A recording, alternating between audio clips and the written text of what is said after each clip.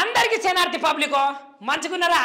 ఇక గీ శంకర్ గౌడ్ అయితే మీ అందరి కోసానికైతే మంచిగా పొద్దుగాలనే పోద్దారు కళ్ళు పరుపుతాల కళ్ళు జనాలందరికీ పోద్దామంటే బడా బడా వర్షం కురిసిందుల్లా.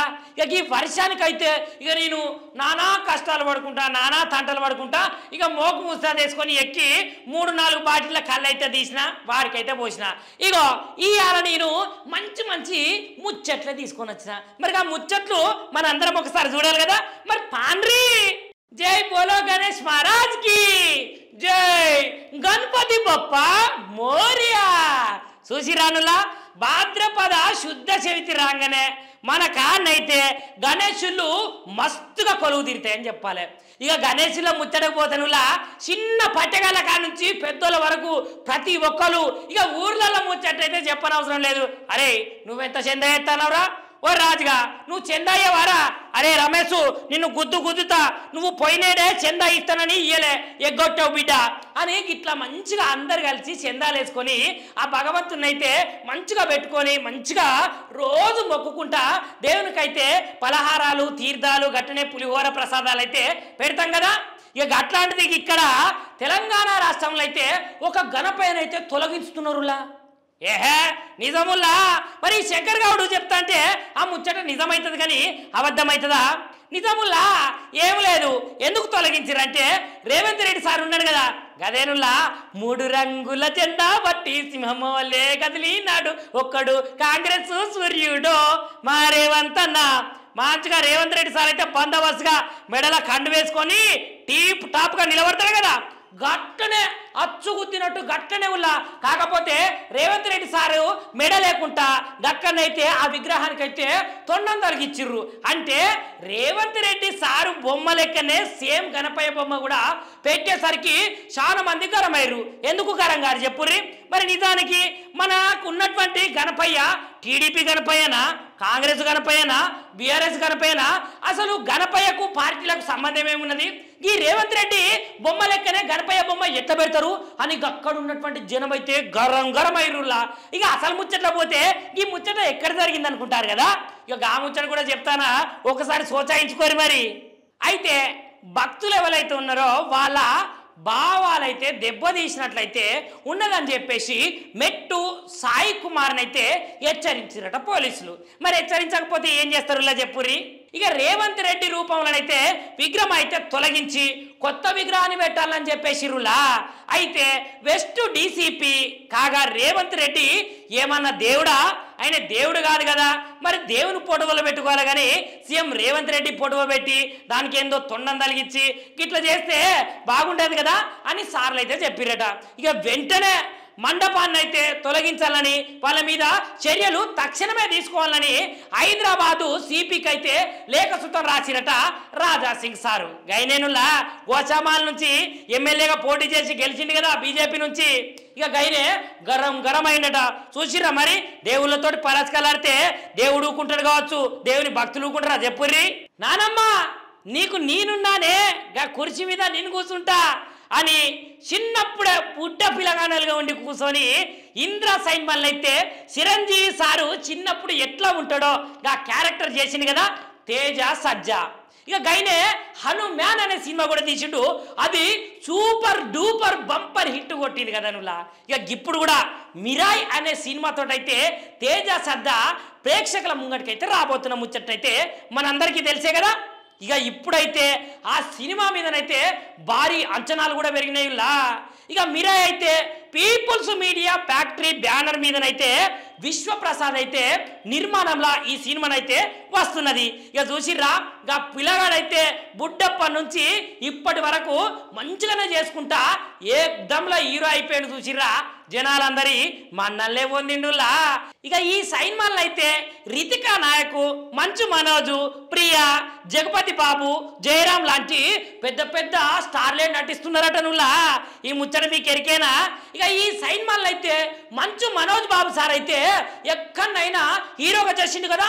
ఇప్పుడైతే మెయిన్ రోల్ అయితే ఈలనక చేస్తున్నాడట. ఇక సారు మొన్నటికి మొన్న ఒక సినిమా తీసింది కదా భైరవం, ఇక సైన్మాల సుత సారు లుక్కు కథ కార్ఖానా ఏకదం కటౌట్ ఎట్లున్నది. ఇక ఇప్పుడు కూడా ఈ సైన్మాల కూడా ఈలనకే చేస్తాడట. ఇక ఇప్పటికే మీరాయి సైన్మన్ అయితే పోస్టర్ని అయితే క్లిప్పింగ్స్ టీజరు రిలీజ్ అయితే చేసిర్రు. ఈ సినిమా మీదనైతే చాలా అంచనాలు ఉన్నాయటనులా. ఇక తాజాగా మీరాయి ట్రైలర్ కూడా రిలీజ్ అయింది కదా. ఇక మీరు కూడా ఒక మళ్ళీ చూడుర్రి, చూసి కామెంట్ పెట్టుర్రులా. మరి ఎందుకు ఆలస్యం చేస్తారు జనాలు? ఇగోనులా చదువు చెప్పే పంతులు మనకైతే అమ్మ నాయనల కన్నా భగవంతుని కన్నా ఎక్కువ అని చెప్పానులా. ఎందుకంటే అమ్మ నాయనలు మనకు జన్మనిస్తారు, కానీ సార్ అయితే కరిగిపోయే కోవత్తి లెక్క ఆయన గరుక్కుంటా మనకైతే జ్ఞానాన్ని ప్రసాదిస్తాడు కదా. మరి గాలు ప్రసాదించిన జ్ఞానంతో ఇవాళ పెద్ద పెద్ద స్టార్లు అయ్యారు, ఎమ్మెల్యేలు అయ్యారు, ఎంపీలు అయ్యారు, దేశానికి ప్రధానమంత్రులు కూడా అయ్యారు. మరి అట్లాంటి సార్లు పిల్లలకు ఏం బోధించాలి? మంచిగా మంచి ముచ్చట్లు బోధించాలి. కాకపోతే ఒక కామాంధుడు ఏం చేసిండో ఎరికేనా? ఈ ముచ్చట ఆంధ్రప్రదేశ్లో జరిగిందుల్లా. నిజముల్లా ఈ శంకర్ గౌడు మీ అందరికైతే కండ్లకు కట్టినట్టే చెప్తాడుల్లా. ఒక్క మలక మీరందరూ కూడా ఇనుకోండి. అయితే ఆంధ్రప్రదేశ్లో అయితే ఘోరం జరిగిందుల్లా. నెరి అధ్వానమా చెప్పుర్రి. ఇక పాఠాలు చెప్పాల్సిన ఒక లెక్చరర్ అయితే కామాంధుని లెక్క మారిపోయిండుల్లా. ఇక అనకాపల్లి జిల్లా ఏదైతే ఉన్నదో గక్కడున్నటువంటి ప్రభుత్వ జూనియర్ మహిళా కళాశాలల్లో పనిచేస్తున్నటువంటి కెమిస్ట్రీ లెక్చరర్ యొక్క రాజకార్యం ఈరోజు నేను చెప్పబోతున్నా. అందులోనే ఉండేటువంటి ఒక బాలికనైతే ఆమెకు 17 సంవత్సరాలు ఉంటాయిల్లా. గా విద్యార్థిని పట్లనైతే అసభ్యంగా ప్రవర్తించుండుల్లా. ఇక గట్ల ఆరోపణలు లాగానే పోలీసులు ఏమన్నా ఊకుంటారా? మళ్ళీ అది ఏపీనే చాలా స్ట్రిక్ట్గా ఉన్నది, కూటమి ప్రభుత్వం చాలా గట్టిగా ఉన్నది. ఎంబటే ఇక ఆయననైతే లోపలేసిరుల్లా. ఇక బాధితురాలి తల్లిదండ్రుల ఫిర్యాదుతో అయితే పరవాడ పోలీసులు అయితే లైంగికుల నేరము గట్లనే పిల్లల రక్షణ చట్టము ఫోక్సో చట్టం అంటాం కదా, ఆ చట్టం కిందనైతే కేసు నమోదు చేసి ఎంబటే లోపలికి నువ్వు గిరిపోరి. మరి పాఠాలు చెప్పాల్సిన లెక్చరరు ఇట్లా రాసలీలలు రాసక్రీడలు చేస్తే ఊకుంటారా? ఎవ్వరు కోరు. గంటకనే తీసుకుపోయి బొక్కలేసిర్రు. ఇక వాడిని అయితే ఇడిచిపెట్టకుండా వయ్యర పట్టరాని దోలురు చాలు. ఎందుకంటే గంటగానం గట్ల చేస్తారా చెప్పుర్రి? ఏం లేదుల్లా. ఈ ముచ్చట్నైతే ఆగస్టు 23వ తారీఖునైతే మధ్యాహ్నము 1:20 విద్యార్థిని లంచ్ చేసుకొని బయటికైతే వచ్చింది. ఇక అక్కడ ఉన్నటువంటి కెమిస్ట్రీ లెక్చరర్ అయితే ఆ అమ్మాయిని లోపలికైతే పిలిచిండటనులా. పిలువంగానే ఇట్లాంటి అసభ్యకరమైన ప్రవర్తననైతే ఆ అమ్మాయి అందరికి చెప్పుడుతోటే ఆయనను తీసుకుపోయి లోపలేసిరు పోలీసులు. చూసిర్రా, జర జాగ్రత్తగా ఉండాలి, జాగ్రత్తగా మెదలాలి. అమ్మాయిలంటే నాటే జోకుల్లా నారీ శక్తి వాళ్ళ పవరేందో చూపిస్తారు. మరి గిట్లనే కావాలి గిట్లాంటి కొడుకులకు. అయితే జనాలందరి అభివృద్ధి కోసము గట్లనే రైతుల అభివృద్ధి కోసం అయితే గిటు రాష్ట్ర ప్రభుత్వము గటు కేంద్ర ప్రభుత్వం అయితే నిరంతరము వాళ్ళ కోసం అయితే పనిచేస్తుంది కదా. అక్కడ కేంద్రంలో గాసారు, ఇక్కడ కేంద్రంలో గీసారు. వీళ్ళు ఇంత మంచిగా పనిచేసినప్పటికీ కొంతమంది రైతులైతే నిరాశ చెందకుండా ఏం చేస్తున్నారో ఎరికేనా? ఆగుర్రి ఏం చేస్తున్నారో నేనైతే చెప్పబోతున్నా, ఒక్కసారి చూడుర్రులా. ఏం లేదుల్లా, ప్రభుత్వాలు అనేక పథకాలనైతే ఎప్పటికప్పుడు తీసుకువచ్చే ముచ్చట్నైతే మన అందరికీ ఎరికే కదా. ఇక ఇప్పుడు కూడా ఇకపోతే కేంద్ర ప్రభుత్వం అయితే వీధి వ్యాపారులకు చిరు వ్యాపారులకు ఆర్థిక సహాయం అయితే అందించేందుకు ప్రారంభించినటువంటి పిఎం స్వనిధి పథకం అయితే 2024 డిసెంబర్ తోటైతే ముగిసిపోయింది కదా. కాకపోతేనుల్లా ఇప్పుడు ఒక శుభవార్త చెప్తున్నది కేంద్రము. అయితే తాజాగా 2030 మార్చి 31 వరకు అయితే పొడిగిస్తున్నట్లయితే కేంద్ర ప్రభుత్వం యొక్క కేబినెట్ అయితే కీలక నిర్ణయం తీసుకున్నదిలా. మరి ఇది ప్రజలకైతే మంచి ముచ్చట్టే కదా. అయితే ఈ స్కీమ్ కిందనులా 7,332 కోట్ల రుణాన్ని అయితే మంజూరు చేసిందట. ఇక 1,15,00,000 మందికైతే ప్రయోజనాన్ని చేకూర్చిందటనులా. ఇక గిన్ల భాగంగానే 50 లక్షల మంది కొత్త లబ్ధిదారులు అయితే ఉన్నారనే ముచ్చట్టయితే మనకైతే కేంద్ర ప్రభుత్వం అయితే చెప్తున్నది. ఇక నిజానికి ఈ పథకం ఏదైతే ఉన్నదో దీని కింద 3 విడతలల్లా లోన్లు అయితే ఇస్తున్నారంట. ఇక జనాలకైతే దిల్ ఖుషి అయితే పో. ఇక గిన్నెనైతే మొదటగా 10,000 రూపాయలు ఉన్నది కదా, అప్పుడు 10,000 రూపాయలు ఉన్నదాన్ని అయితే ఇప్పుడైతే 15,000 రూపాయలకు, రెండో విడతల 20,000 రూపాయలు ఉన్నదానికైతే ఇప్పుడైతే 25,000 రూపాయలకు, మూడో విడతతోటైతే 30,000 ఉన్నది కదా, దాన్నైతే 50,000 రూపాయలకైతే పెంచిందటనులా కేంద్రము. ఇక తొలి 2 విడతలల్లా రుణాలనైతే సకాలంలో చెల్లించిన వారికైతే మూడో విడతల యూపీఐ లింకు తోటైతే రూపే క్రెడిట్ కార్డ్ అయితే ఇస్తున్నదట. ఈ కార్ట ఎందుకు ఇస్తున్నదని మీకు డౌట్ కూడా రావచ్చునులా.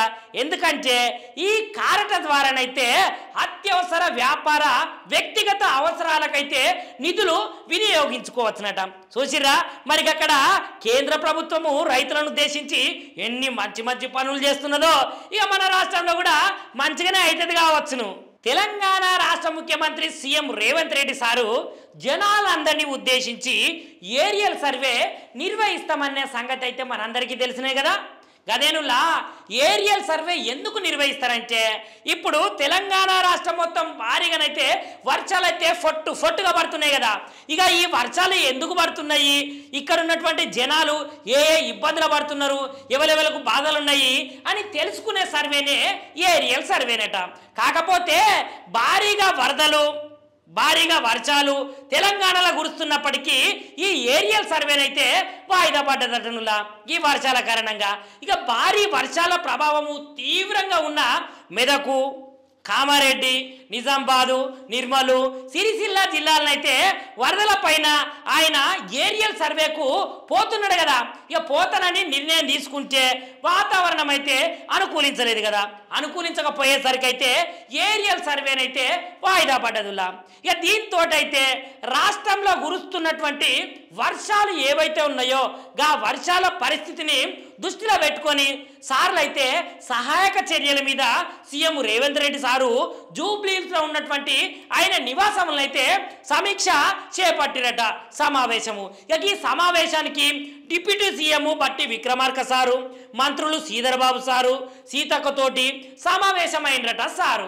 ఇక ఇట్లా సమావేశమయ్యి మరి ఇట్లా వరదలు పడతాయి కదా, మరి జనాలు ఇబ్బంది పడుతున్నారు, జనాలను అప్రమత్తం చేయాలని చెప్పేసి వాళ్ళైతే మాట్లాడుకున్నారట. ఇక మాట్లాడుకొని ఇక లోతట్టు ప్రాంతాలు ఏవైతే ఉంటాయో జనావాసాలకు నీళ్లు పోయిన జాగలు ఏవైతే ఉంటాయో వాటి మీదనైతే చర్యలు తప్పకుండా తీసుకోవాలి, వాళ్ళకు సహాయక చర్యలు కూడా అందించాలని సార్ అయితే మంత్రుల సమక్షంలోనైతే మీటింగ్ అయితే నిర్వహించుండులా. గా అగ్రరాజ్యం ఎరికేనా గదేరా వారి ఏంటిదనుకుంటానవా అమెరికా. గా అమెరికానైతే ఒక్క ఈగనైతే వణికిస్తున్నదట. పో ఈ ముచ్చట నీ దద్ది బుర్రకు ఎంత చెప్పినా అర్థం కాదు కానీ ఇగోనులా వాని ముచ్చట పక్కకు పెడితే అసలు ముచ్చటకు పోతే ఏమున్నదో ఎరికేనా. ఇక మానవ శరీరంలో మాంసాన్ని తినేటువంటి ఒక కొత్త రకమైన వ్యాధి అమెరికానైతే వణికిస్తున్నదట. నిజముల్లా సత్య ప్రమాణం నేను చెప్పేది. గా అరుదైన మాంసాహార పరాన్నజీవి న్యూ వరల్డ్ స్క్రూ వార్ము అమెరికాలోనైతే బయటపడ్డది. చూసిర్రా గా ఈగే ఏకంగా మనిషిని గుట్టి మనిషి మాంసాన్ని కూడా తింటదటనులా. ఈ కేసునైతే అమెరికా ఆరోగ్య మానవ సేవల విభాగం ఏదైతే ఉన్నదో దాంట్లోనైతే వెల్లడించిర్రు. ఎల్ సాల్వాడార్ నుంచైతే తిరిగి వచ్చినటువంటి దాని తర్వాత ఏదైతే ఉన్నదో మేరిల్వాడ్లోని ఒక వ్యక్తికి అయితే ఇది సోకిందట. ఇక ఇప్పుడైతే కానీ హాస్పిటల్ పోయి చికిత్స పొందింది కదా, ప్రశాంతంగానే ఉన్నాడట. కానీ ఇగో ఇక్కడ ఉన్నటువంటి భారతదేశంలో నివసించే జనాలు కూడా చాలా భద్రంగా చాలా జాగ్రత్తగా ఉండాలి. ఎందుకంటే ఇది వ్యాధులు ఎక్కువగా సోకే సీజన్లా వర్షాలు పడేసరికి కొబ్బరి బోండాలల్లా చెత్తలా చెదారంలా ఈగలే కానీ దోమలే కానీ గుడ్లు పెట్టి లార్వాలు తయారయ్యి మన మీద దాడి చేసినందుకే చూస్తాయి. కాబట్టి ముందుగానే మనం యాంటీడోట్లు అవి ఇవి పాటిస్తే మనమైతే మంచిగా ఉంటాములా. జర చూసుకోండి, ఎవరి పానాలను వాళ్ళు కాపాడుకోండి అవ్వనులా. ఇగో ఇవాళ ఈ శంకర్ గౌడ్ తెచ్చిన గరమైన ముచ్చట్లు. మరి మళ్ళీ ముచ్చట్లు అయితే మళ్ళొకసారి అయితే మళ్ళొక మీ ముంగడికి చెప్పేందుకైతే నేను వస్తానులా. ఉంటా మరి, అందరికీ దండాలు.